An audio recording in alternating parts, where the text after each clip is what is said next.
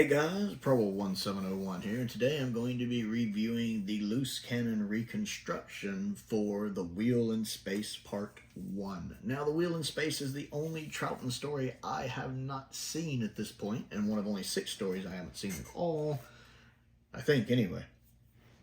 Episode 1 is pretty interesting. It does a good job of luring you into what the heck is going on.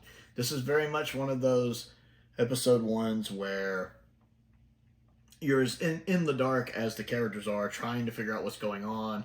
They're on a ship.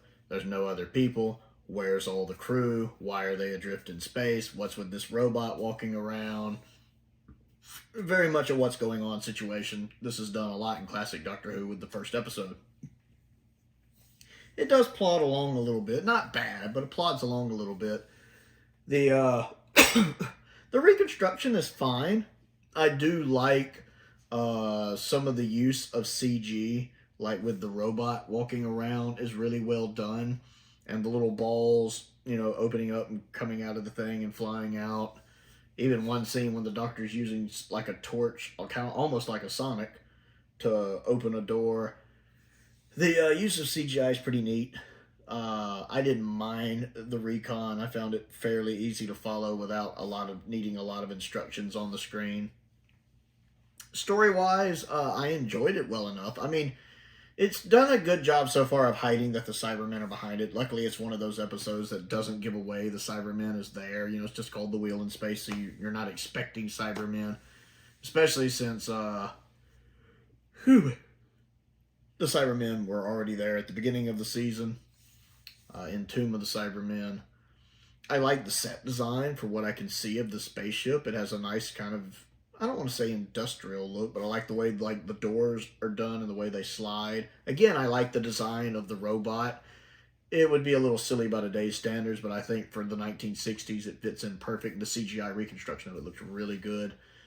Troughton looks like he's been conked on the head pretty hard. I thought it was interesting when he was walking around and the ship jolted, it conked him. It looked like it kind of knocked him out of it, which I know, if I remember correctly, Troughton wasn't in episode 2. I think he was on holiday. And I don't know a lot about this story. I have tried to go in as blind as I can. But I remember somewhere reading he's missing in an episode. And I think it's episode 2. I think he's supposed to be unconscious. So I'm guessing it's that conk on the head that he gets here. That he seems kind of out of it. It's a nice little cliffhanger because at the end it starts taking place on what I'm guessing is the Wheel in Space. They're going to shoot the ship down. So that's a pretty good little cliffhanger. I don't really have a lot to say about it. I know the Wheel in Space kind of drags a little. I know it's not the best thought of story. It was fine. I enjoyed my first watch through of it. I like the fact that there's the little food thing. I thought it was cool they could order the food. That was pretty neat. And how I'm still trying to figure out what's going on with the robot. I mean, it did look like it did get blown up, but kind of what it was doing. I still want to know where the rest of the crew is, and I still have no idea what those little balls were.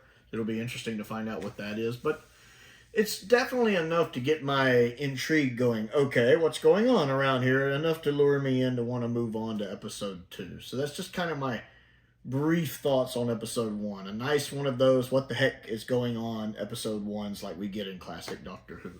So I want to know what you think of episode 1 of The Wheel in Space. Comment down below and let me know. Don't forget to click the like button and the subscribe button as well.